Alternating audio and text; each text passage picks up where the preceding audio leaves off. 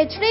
ಪಟ್ಟಣದ ಪ್ರವಾಸಿ ಮಂದಿರದಲ್ಲಿ ಸುದ್ದಿಗೋಷ್ಠಿಯಲ್ಲಿ ಮಾತನಾಡಿದ ಮಾಜಿ ಶಾಸಕ ಬಿಚ್ಚನಹಳ್ಳಿ ಚಿಕ್ಕಣ್ಣ ಅವರು, ನಮ್ಮ ಸಮುದಾಯದ ಹಿರಿಯ ನಾಯಕರು ಶಾಸಕರಾಗಿ ತಾಲೂಕಿಗೆ ಅನೇಕ ಕೊಡುಗೆಗಳನ್ನು ನೀಡಿದ್ದಾರೆ. ಎಸ್ಟಿ ಪ್ರಮಾಣ ಪತ್ರ ಗೊಂದಲ ಸರಿಪಡಿಸಲು ಮಾಜಿ ಶಾಸಕ ಬಿಚ್ಚನಹಳ್ಳಿ ಚಿಕ್ಕಣ್ಣ, ದೊಡ್ಡ ನಾಯಕ ದಿವಂಗತ ಎಸ್ ಚಿಕ್ಕಮಾದು, ಮುಖಂಡರಾದ ಅಪ್ಪಣ್ಣ, ಸಿದ್ದರಾಜು, ಬಸವರಾಜು, ರಾಮಚಂದ್ರ ಸೇರಿದಂತೆ ಮೈಸೂರು ಮತ್ತು ಚಾಮರಾಜನಗರ ಜಿಲ್ಲೆಯ ಎಸ್ಟಿ ಸಮುದಾಯದ ನಾಯಕರು ಹೋರಾಟ ನಡೆಸಿದ್ದಾರೆ.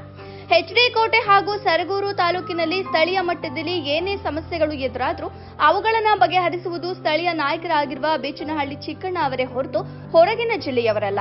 ಹೀಗಾಗಿ ಸ್ಥಳೀಯರಿಗೆ ಟಿಕೆಟ್ ನೀಡಬೇಕೆಂದು ಮನವಿ ಮಾಡುತ್ತೇನೆ ಎಂದು ತಿಳಿಸಿದರು. ಜಿಲ್ಲಾಧ್ಯಕ್ಷರು ಮತ್ತೆ ನಮ್ಮ ತಾಲೂಕು ಎರಡು ತಾಲೂಕು ಸರಗೂರು ಮತ್ತೆ ಗಿಡದನಕೋಟೆ ತಾಲೂಕು ನಾಯಕ ಸಂಘದ ವತಿಯಿಂದ ನಮ್ಮ ಜಿಲ್ಲಾಧ್ಯಕ್ಷರು ಮೈಸೂರು ಮತ್ತೆ ಚಾಮರಾಜನಗರ ಜಿಲ್ಲಾ ಅಧ್ಯಕ್ಷರು ಮತ್ತೆ ಮುಖಂಡರುಗಳ ಸಭೆ ಮಾಡಿದ್ರು ಸರ್.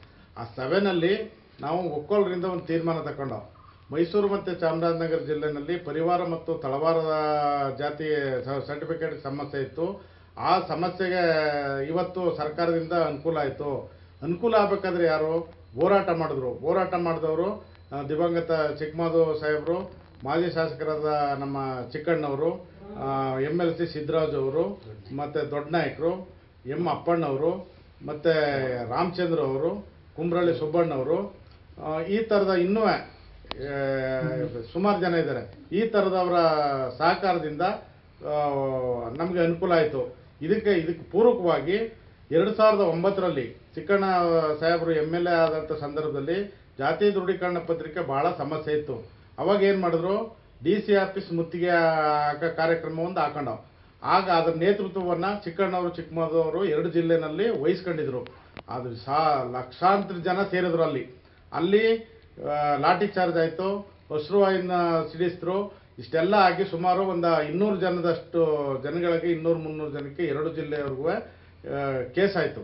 ಆ ಕೇಸಲ್ಲಿ ನಾವು ಒಬ್ಬರಿದ್ದೀವಿ, ಇಲ್ಲೂ ನಮ್ಮ ನಾಗಣ್ಣಿದ್ದಾರೆ, ಹಿಂಗನಾಯ್ಕ, ನಮ್ಮ ಸೂರಿ, ಈ ಕೃಷ್ಣ ನಾಯ್ಕರು. ಇಲ್ಲಿ ವೋಟರ್ ಲಿಸ್ಟ್ ಪ್ರಕಾರನೇ ನಮ್ಮ ಕೋಟೆ ಟೌನಲ್ಲಿ ಒಂದು 100 ಜನದಷ್ಟು ಜನಕ್ಕೆ ಕೇಸ್ ಆಯಿತು.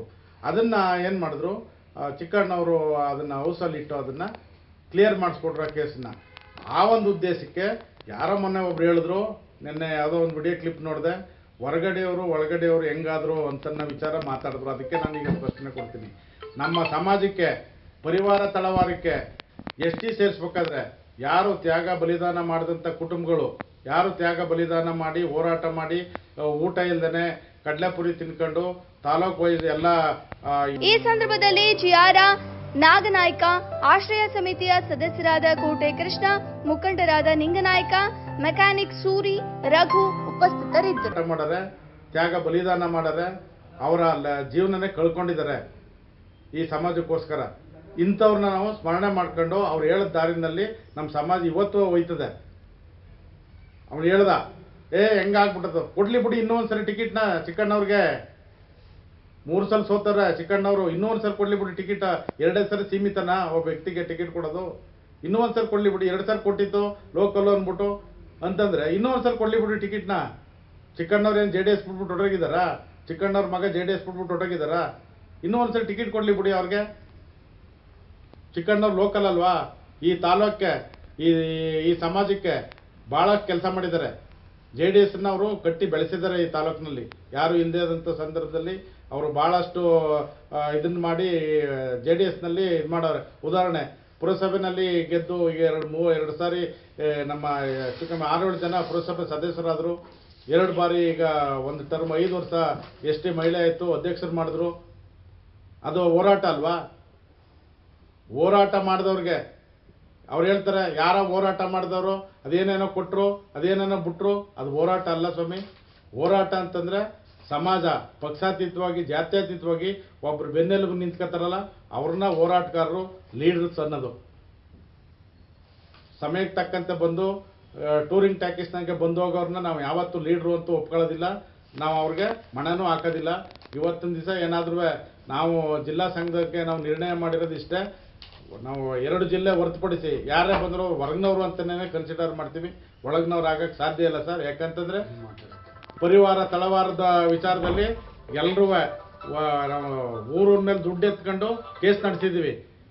ಪರಿವಾರ ತಳವಾರನ್ನ STಗೆ ಸೇರಿಸೋದಕ್ಕೆ ಡೆಲ್ಲಿಗೆ ಹೋಗ್ಬೇಕಾದ್ರೆ ಎಲ್ಲ ದುಡ್ಡನ್ನ ಫಂಡ್ ಎತ್ತಿ ಡೆಲ್ಲಿಗೆ ಹೋಗವ್ರೆ, ಎಲ್ಲ ಅವ್ರವ್ರ ಮನೆ ದುಡ್ಡಿನಲ್ಲಿ.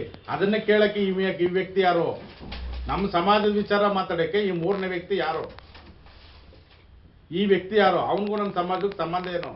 ಪಕ್ಷದ ವಿಚಾರ ಬಂದಾಗ ಅವನಿಗೂ ಒಕ್ಕದ ಮಾತಾಡೋಕ್ಕೆ, ನನಗೂ ಒಕ್ಕದ ಮಾತಾಡೋಕ್ಕೆ ನಾವು ಮಾತಾಡ್ತೀವಿ. ಯಾವುದೇ ವಿಚಾರನಾದ್ರೂ ಪಕ್ಷದ ಆಫೀಸ್ನಲ್ಲಿ ಮಾತಾಡ್ತೀವಿ. ಬಟ್ ಸಮಾಜದ ನಾವು ತಗೊಂಡಂತ ನಮ್ಮ ಸಮಾಜದ ನಿರ್ಣಯ ಪ್ರಶ್ನೆ ಮಾಡೋಕ್ಕೆ ಈತ ಯಾರು? ನಾವೇನಾದ್ರು ಬೇರೆ ಸಮಾಜದ ವಿಚಾರನ ನಾವು ಪ್ರಶ್ನೆ ಮಾಡ್ತಾ ಇದೀವಾ? ಅವ್ರ ಸಮಾಜಕ್ಕೆ ಸಂಬಂಧಪಟ್ಟಂಗೆ ಅವ್ರು ಏನಾದ್ರು ನಿರ್ಣಯ ಮಾಡ್ಕೊಳ್ಳಿ, ಬೇಡ ಅಂತ ಹೇಳಲ್ಲ. ಇನ್ನೊಂದು ಸಮಾಜಕ್ಕೆ ಸಂಬಂಧಪಟ್ಟಂಗೆ ಅವರು ಆ ಮುಖಂಡರುಗಳು ಏನಾದ್ರು ನಿರ್ಣಯ ಮಾಡ್ಕೊಳ್ಳಿ, ಬೇಡ ಅಂತ ಹೇಳಲ್ಲ.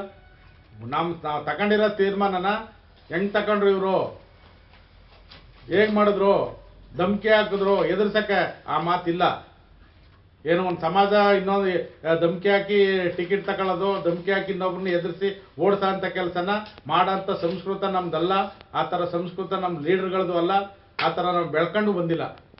ಈ ಮಾಧ್ಯಮದ ಮುಖಾಂತರ ಅವ್ರಿಗೆ ನಾನು ಈ ಸ್ಪಷ್ಟ ಸಂದೇಶ